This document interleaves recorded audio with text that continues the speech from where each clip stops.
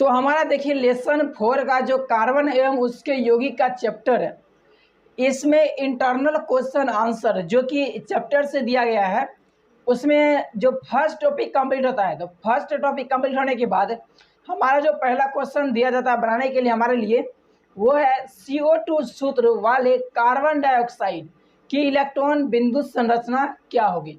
अब यहाँ पे कहता है इसका इलेक्ट्रॉन बिंदु संरचना, तो इसके लिए पहले हमें कार्बन की या फिर जिस भी परमाणु की बात की जाए उसका आपको परमाणु संख्या मालूम होना चाहिए, और इसके बाद संयोजकता मालूम होना चाहिए, और संयोजकता के बाद सबसे लास्ट में आता है वो संयोजी सेल में कितना इलेक्ट्रॉन है, ये आपको पता होना चाहिए। ठीक, इतना चाहिए। अगर आपको पता है तो आप किसी भी परमाणु का इलेक्ट्रॉन बिंदु संरचना आसानी से लिख पाएंगे। अब देखिए यहाँ पे है कार्बन की परमाणु संख्या कितना है 6, और इसका संयोजी इलेक्ट्रॉन कितना है 4। यहाँ देखिए एक चीज आप देखिएगा कि यहाँ पर ना संयोजकता, हाँ, यानी कि उसका इलेक्ट्रॉनिक विन्यास क्या है ये हमें यहाँ पर नहीं लिखा हुआ है। अब आप कहेंगे कि इसका कोई जरूरत ही नहीं है, तो ऐसा नहीं है, इसका जरूरी है, क्योंकि आप जो ये संयोजी इलेक्ट्रॉन जो 4 देख रहे हो ये उसी से आया है, क्योंकि इसका इलेक्ट्रॉनिक विन्यास होता है। जैसे कि आपने एक सेल के बारे में पढ़ा हुआ, एग्जाम्पल के लिए हम यहाँ पे थोड़ा लिख देते हैं, ठीक है। एग्जाम्पल की जैसे उसका सेल होता है KLMN, इस तरह से होता है ना। तो यहाँ पर देखिए के यानी कि पहला सेल में होता है 2 इलेक्ट्रॉन, दूसरा में होता है 4 इलेक्ट्रॉन। बस कार्बन के अंदर, कार्बन परमाणु के अंदर सिर्फ 2 ही सेल होता है, ठीक है, जिसमें पहला सेल में 2 इलेक्ट्रॉन और दूसरा सेल में 4 इलेक्ट्रॉन होता है। देखिए दोनों मिला करके 4 2 6 इलेक्ट्रॉन हो गया ना, यानी कार्बन का परमाणु संख्या 6 हो गया। अब देखिए यहाँ पे कहता है संयोजी इलेक्ट्रॉन, तो सबसे जो बाहरी सेल में इलेक्ट्रॉन की संख्या होती है वही होता है ना संयोजी इलेक्ट्रॉन, या फिर संयोजी इलेक्ट्रॉन का संख्या। तो यहाँ पर 4 है, यानी कि यही संयोजी इलेक्ट्रॉन का संख्या है। तो इसीलिए आपको इलेक्ट्रॉनिक विन्यास भी पता होना चाहिए। खैर इसको एक्सप्लेन अब नहीं करते हैं, आंसर बनाते हैं। तो देखिए यहाँ पे संयोजी इलेक्ट्रॉन कितना है 4, ठीक। अब देखिए O2 की परमाणु संख्या, O2 की परमाणु यानी ऑक्सीजन की परमाणु संख्या कितना होता है 8 होता है, और इसमें संयोजी इलेक्ट्रॉन कितना है 6। यहाँ पर मतलब एक ऑक्सीजन की बात की जा रही है, O2 का मतलब हुआ 2 ऑक्सीजन, ठीक है। लेकिन हम यहाँ पर सिर्फ सिंगल ऑक्सीजन की बात करते हैं, तो संयोजी इलेक्ट्रॉन 6 है। अब इसका परमाणु संख्या पता हो गया, संयोजी इलेक्ट्रॉन की संख्या पता हो गया, अब इसका हमें संरचना लिखना है। तो देखिए संरचना कुछ इस तरह से है, जिसमें कार्बन है ना, देखिए कार्बन में 4 संयोजी इलेक्ट्रॉन, जैसे यहाँ देखिए 1 2 3 4, ये किसका है, ये है कार्बन का संयोजी इलेक्ट्रॉन। और उसके बाद ये देखिए ऑक्सीजन का 1 गोला, ऑक्सीजन का 2 गोला, यानी कि ये 2 परमाणु क्या है ऑक्सीजन का है, और ऑक्सीजन का संयोजी इलेक्ट्रॉन कितना है 6। तो यहाँ पर देखिए ऑक्सीजन हो गया, और इसका संयोजी इलेक्ट्रॉन यहाँ पे 6 ही है। कैसे, 1 2 3 4, 4 तो हो गया, और 2 वो इलेक्ट्रॉन जो शेयर कर रहा है, तो इस दोनों को शेयर कर रहा है, नहीं हो गया ना 6। तो 2 2 4 2 6, ऑक्सीजन का संयोजी इलेक्ट्रॉन कितना है 6, और कार्बन का संयोजी इलेक्ट्रॉन 1 2 3 4, ठीक। तो इस तरह से हम इलेक्ट्रॉन बिंदु संरचना लिख सकते हैं। अब देखिए नेक्स्ट क्वेश्चन, देखिए 2 नंबर क्वेश्चन है, सल्फर के 8 परमाणुओं से बने सल्फर के अणु की इलेक्ट्रॉन बिंदु संरचना क्या होगी। सल्फर के 8 परमाणु से, वैसे सल्फर का परमाणु संख्या कितना होता है 16 होता है, ठीक है। तो इसका जब इलेक्ट्रॉनिक विन्यास लिखिएगा ना, तो सबसे बाहरी सेल में जो इलेक्ट्रॉन आएगा वो आएगा 6। अब ये भी हम शॉर्ट में आपको करके दिखा देते हैं, थोड़ा सभी में नहीं दिखाएंगे, अभी स्टार्टिंग है इसलिए आपको बता रहे हैं। देखिए पहला कक्षा में 2 इलेक्ट्रॉन होता है, ठीक। दूसरा कक्षा में होता है 8 इलेक्ट्रॉन, तो कितना हो गया 2 8 10 हो गया, और जो बचा कितना 6 इलेक्ट्रॉन, ये हो गया 6 बाहरी सेल का इलेक्ट्रॉन। तो यही हो गया संयोजी इलेक्ट्रॉन, ठीक है। अब देखिए सल्फर की परमाणु संख्या कितना है 16, सल्फर की संयोजी इलेक्ट्रॉन इसका संख्या कितना है 6। अब ये बनेगा कैसे, तो देखिए सल्फर का 8 परमाणु हमेशा रिंग के तरह होता है, जैसे एक अंगूठी होता है उस हिसाब से ये बना होता है। इसका स्ट्रक्चर कुछ ऐसा इसका स्ट्रक्चर है, जिसमें 8 सल्फर होंगे। देखिए 1 2 3 4 5 6 7 8, ये 8 हो गए सल्फर का परमाणु। अब इसमें देखिए संयोजी इलेक्ट्रॉन 6 होगा, तो कैसे, जब आप गिनती करेंगे तो आप थोड़ा उल्टा पुल्टा हो सकता है। क्यों? क्योंकि देखिए 1 2 3 4, 4 तो वो इलेक्ट्रॉन हो गया जो अभी शेयर नहीं कर रहा है, ठीक। और ऐसे ही देखने पर देखिए 5 6 7 8, 8 होता है लेकिन ये 6 ही है। कैसे? तो ये तो 4 इलेक्ट्रॉन हो गया, एक इस सल्फर का, एक इसमें है और एक इसमें है, जिससे कि ये आपस में फिर से दूसरे परमाणु से कनेक्शन बना सके। तो कितना हो गया? 4 5 और 6 हो गया। उसी तरह से ये सल्फर का भी है, 4 हो गया इसका अपना इलेक्ट्रॉन और 2 गो संयोजी इलेक्ट्रॉन जो अभी प्रेजेंट में शेयर कर रहा है वो 1 2 3 4 5 6, ठीक। तो इस तरह से होता है सल्फर का इलेक्ट्रॉन बिंदु संरचना, ठीक है। एक अंगूठी के आकार का होता है ये बहुत ही मोस्ट इम्पोर्टेंट क्वेश्चन है।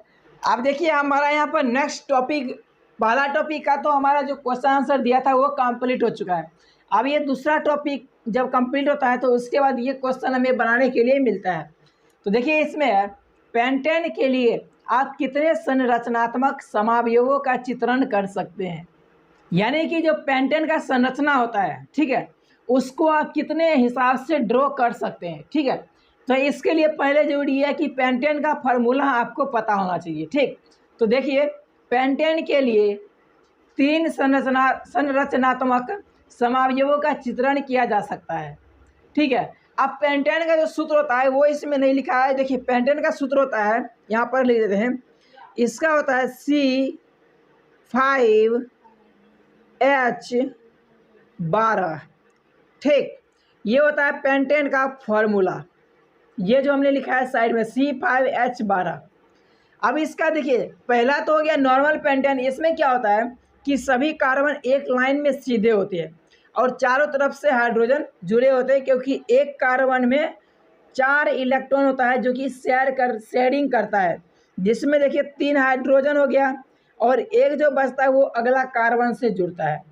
तो ये हो गया नॉर्मल पेंटेन का स्ट्रक्चर, कुछ ऐसा होता है। अब इसके बाद नेक्स्ट देखिए, नेक्स्ट जो ये स्ट्रक्चर है ये आइसोपेंटेन है। आइसोपेंटेन कैसे है? तो देखिए 4 परमाणु मतलब कार्बन का एक लाइन में रहेगा, ठीक, और एक जो कार्बन हो जाएगा वो लास्ट से एक पहले कार्बन के साथ जुड़ा रहता है। तो ये हो गया हमारा आइसोपेंटेन। इस स्ट्रक्चर में जितने भी स्ट्रक्चर आएंगे वो सभी के सभी आइसो होंगे और जो यौगिक का नाम होगा वो बन जाएगा, ठीक है। तो इसको मतलब होगा यूपीएससी नाम होता है। तो ये सब नाम में आप पढ़ेंगे, जो कि अभी नहीं है, क्लास 12 में, इसलिए ज़्यादा टेंशन अभी लेने की बात नहीं है, समझ में नहीं आए तो, ठीक है। ये क्या हो गया? आइसोपेंटेन। अब इसके बाद नेक्स्ट देखते हैं। देखिए नेक्स्ट हमारा है नियोपेंटेन। नियोपेंटेन मतलब हुआ कि पहले तो भाई 3 देखिए कार्बन क्या है एक लाइन में है, ठीक है, और बीच वाले में ऊपर और नीचे इस तरह से जुड़ा हुआ है। तो ये जो स्ट्रक्चर है ये है नियोपेंटेन। तो इस तरह से आप ये देख चुके हैं कि जो पेंटेन का होता है वो संरचनात्मक कितने तरह से हम उसको संरचना बना सकते हैं। तो ये पूरे 3 तरीके से हम संरचना उसका बना सकते हैं, ठीक। अब यहाँ पे देखिए 2 नंबर क्वेश्चन हमारा है इसी टॉपिक का। कार्बन के 2 गुणधर्मों कौन से हैं? कार्बन के 2 गुणधर्म कौन से हैं जिनके कारण हमारे चारों ओर कार्बन यौगिकों की विशाल संख्या दिखाई देती है? इसका रीजन पूछ रहा है, क्योंकि अगर आप देखेंगे अपने आसपास में जितने भी चीज बने हैं उसमें से अधिकांशतः आपको कार्बन के यौगिक ही मिलेंगे, ठीक है, यानी उसमें कार्बन निश्चित रूप से रहेगा। तो उसी का रीजन पूछ रहा है कि भाई ऐसा क्यों? तो देखिए जो ना हर एक के साथ घुल मिल सकता है उसका संख्या हमेशा ज़्यादा होता है, और वही रीजन है इस कार्बन के साथ। तो देखिए इसका आंसर है यहाँ पर चतुसंयोजकता तथा श्रृंखलन कार्बन के 2 गुणधर्म हैं जिनके कारण हमारे चारों ओर कार्बन यौगिकों के विशाल संख्या दिखाई देते हैं। बस इसके वजह से चतुसंयोजकता मतलब कि कार्बन के जो संयोजी इलेक्ट्रॉन है उसका संख्या 4 है, एक रीजन ये हो गया। दूसरा श्रृंखलन, श्रृंखलन मतलब ये कि ये आपस में जुड़कर एक श्रृंखला बनाती है। अब यहाँ पे जैसे कार्बन कार्बन कार्बन कार्बन इस तरह से जुड़ा रहता है और उसमें से किसी भी कार्बन के साथ कोई दूसरा तत्व जुड़ जाता है, और ये इसमें जरूरी नहीं है कि पहले के साथ जुड़े दूसरा के साथ जुड़े, जिसका अपने हिसाब से जो स्ट्रक्चर होता है उस हिसाब से वो जुड़ जाता है। तो यही चीज़ है, क्योंकि अगर ये सिंगल कार्बन होता तब वो उतना स्ट्रक्चर नहीं बना पाता, लेकिन ये सिंगल नहीं बल्कि श्रृंखला बना लेता है कार्बन का, और यही रीजन है। चलिए इसी को थोड़ा डिटेल में देखते हैं। जैसे चतुसंयोजकता, ये क्या है? तो देखिए चतुसंयोजकता, कार्बन की संयोजकता 4 है, जिसके कारण एक ही तत्व के 4 परमाणुओं या अलग अलग तत्वों के 4 परमाणुओं के साथ संयोग कर कार्बन 4 बंधन बनाता है। इसे कार्बन की चतुसंयोजकता कहते हैं तथा कार्बन को चतुसंयोजक कहा जाता है। यानी कि थोड़ा यहाँ पर घसते हैं, ठीक है। जैसे यहाँ पर मान लीजिए कोई कार्बन है, ठीक है, कार्बन में 4 संयोजी इलेक्ट्रॉन है। तो अब क्या होता है कि ये किसी दूसरे परमाणु के साथ जुड़ता है, ये किसी दूसरे के साथ जुड़ जाता है, ये भी किसी नए के साथ जुड़ता है और ये भी नए के साथ जुड़ता है। तो ये जितने हिसाब से जुड़ सकता है उसके यौगिक उतने ज़्यादा होंगे। तो एक रीजन तो ये हो गया। अब दूसरा बचा श्रृंखलन। तो देखते हैं ये श्रृंखलन क्या है। अब देखते हैं कि ये श्रृंखलन क्या है। तो यहाँ देखिए, एक ही तत्व के कई परमाणुओं के साथ जुड़कर अर्थात बंधन बनाकर लंबी श्रृंखला का निर्माण श्रृंखलन कहलाता है। यानी आपस में बहुत सारे कार्बन के साथ जुड़ जाते हैं ना। अभी आपने देखा आइसोपेंटेन, नियोपेंटेन, नॉर्मल पेंटेन, ठीक है। तो पेंटेन का जो स्ट्रक्चर था उसमें आपने देखा कि कार्बन जो है ना, ये आपस में भी जुड़ते हैं और साथ ही साथ दूसरे के साथ भी जुड़ते हैं। वही तो है भाई श्रृंखलन। अब देखिए, कार्बन के दूसरे परमाणुओं के साथ एकल तथा दोहरा या त्रि आबंध बनाकर लंबी श्रृंखला का निर्माण कर विभिन्न यौगिक बनाता है, जिसके कारण कार्बन के यौगिकों की संख्या काफ़ी अधिक दिखाई देती है। अर्थात ये हुआ कि कार्बन में क्या होता है खासियत, तो वो आपस में भी जुड़ जुड़ के लंबा लाइन बना लेता है। और इतना ही नहीं, वो आपस में जुड़ता ही है, साथ साथ दूसरे तत्वों के साथ भी वो जुड़कर कुछ ना कुछ यौगिक बनाता है। तो इसी की वजह से इसका संख्या काफ़ी ज़्यादा है। अब देखिए हमारा यहाँ पर 3 नंबर क्वेश्चन है, साइक्लोपेंटेन का सूत्र तथा इलेक्ट्रॉन बिंदु संरचना क्या होंगे। साइक्लोपेंटेन का पहले तो सूत्र है देखिए C5H10, हाँ, लेकिन C5H12 ये किसका फॉर्मूला था? ये था, मतलब ये किसका सूत्र है? तो ये है पेंटेन का, ठीक है। अब देखिए यहाँ पर कहता है साइक्लोपेंटेन, तो साइक्लोपेंटेन इसका सूत्र ये होता है। अब इसका संरचना की बात करता है। तो पहले देखिए कार्बन क्या है, 5 को है, तो 5 कार्बन हमने बना दिया, ठीक।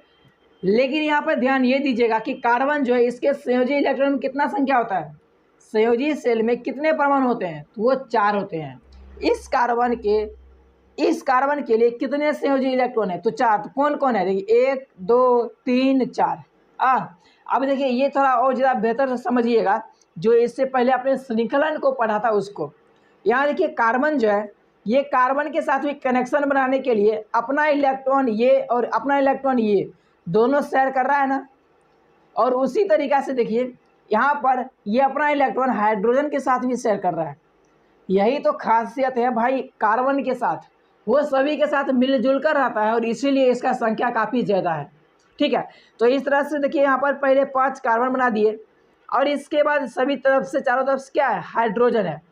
और ये हमारा हो गया स्ट्रक्चर किसका, साइक्लोपेंटेन का। अब देखिए हमारा 4 नंबर क्वेश्चन है, निम्न यौगिकों की संरचनाएं चित्रित कीजिए। अब इसमें दिया है पहला एथेनोइक अम्ल। इसको बनाने से पहले, इसमें जितने भी इसको बनाने से पहले आपको इसका फार्मूला पता होना चाहिए, ठीक है। तो देखिए कहता है एथेनोइक अम्ल, इसका स्ट्रक्चर कैसा होता है। तो स्ट्रक्चर से पहले इसका फार्मूला क्या होता है, तो देखिए एथेनोइक अम्ल का जो फार्मूला आता है वो CH3COOH है, ठीक। अब इसका स्ट्रक्चर, तो पहला कार्बन के चारों तरफ यानी 3 तरफ से हाइड्रोजन और एक तरफ से दूसरा कार्बन जुड़ जाएगा, जुड़ गया।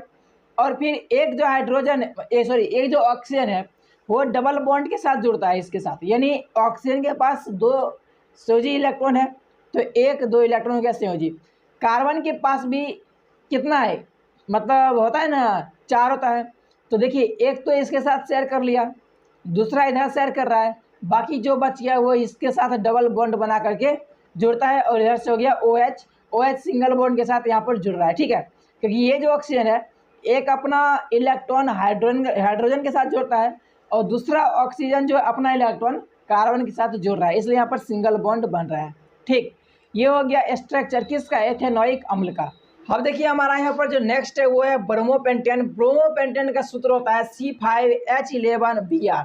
यहाँ पर जो कार्बन में कितना है, कार्बन अगर C5 है तो इसमें कितना हाइड्रोजन होना चाहिए, 12 होना चाहिए था, लेकिन यहाँ पे H11 है, यानी एक हाइड्रोजन कम गया क्योंकि यहाँ पर हाइड्रोजन की जगह ब्रोमीन आ गया। ठीक है, अब चलिए इसका स्ट्रक्चर देखते हैं। तो यहाँ पर स्ट्रक्चर शायद आपको स्क्रीन पर दिख ही रहा है। पहले तो कार्बन एक से जुड़ गया, ये श्रृंखलन देखिए बन रहा है ना। अब इसके बाद क्या हुआ कि 11 को हाइड्रोजन सब तरफ से जुड़ गया, और जो एक बच गया वो कहाँ पे आ गया, ये जो इलेक्ट्रॉन बच जाता है शेयर करने के लास्ट वाला कार्बन को, वो ब्रोमीन के साथ जुड़ करके अपना कनेक्शन पूरा कर लेता है। ठीक, तो ये हो गया स्ट्रक्चर ब्रोमोपेंटेन का। नेक्स्ट देखते हैं, नेक्स्ट देखिए है ब्यूटेनॉन। ब्यूटेनॉन का सूत्र होता है C2H5COCH3। अब इसका स्ट्रक्चर यहाँ देखिए, पहले तो C2CC ये सब है ना, तो देखिए यहाँ पे क्या है, एक ही लाइन में क्या, 1 2 3 4 है ना, एक ही लाइन में।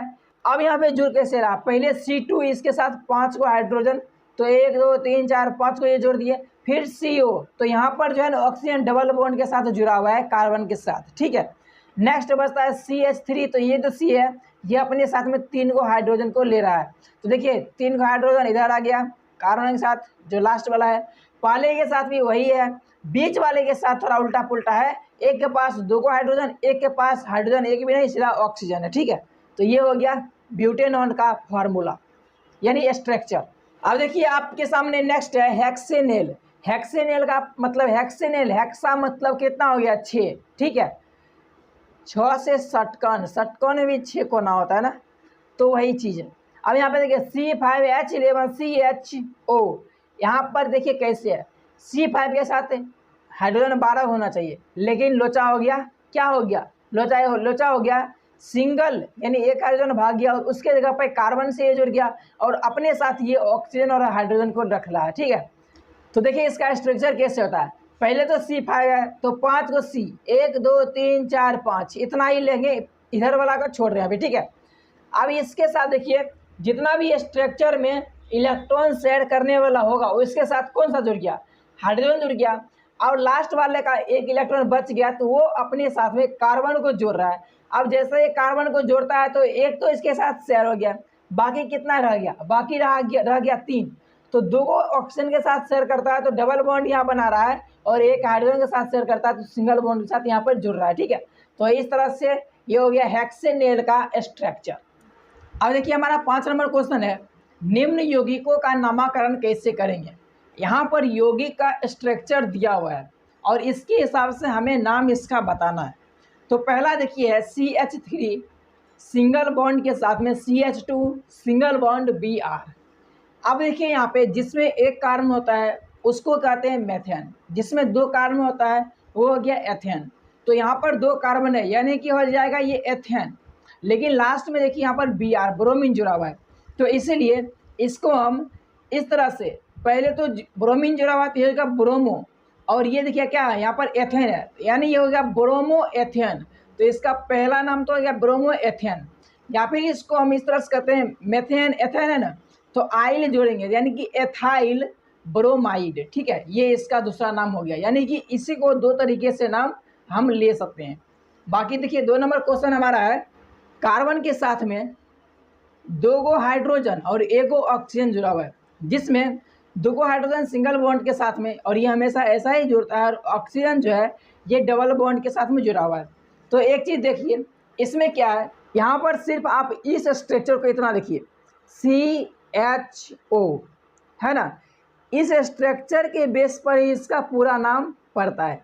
तो जहाँ पर ऐसा चीज़ हो जाता है ना उसको हम कहते हैं एल्डिहाइड।